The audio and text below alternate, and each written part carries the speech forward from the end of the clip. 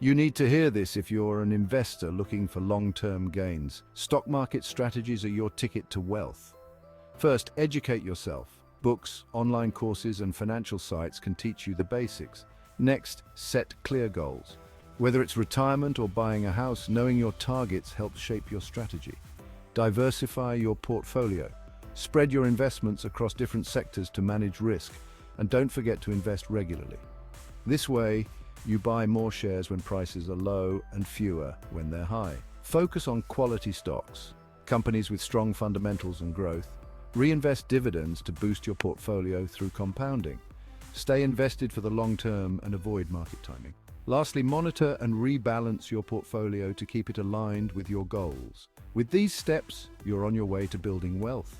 Happy investing! If you found these tips helpful, don't forget to like, share, and subscribe for more investing advice.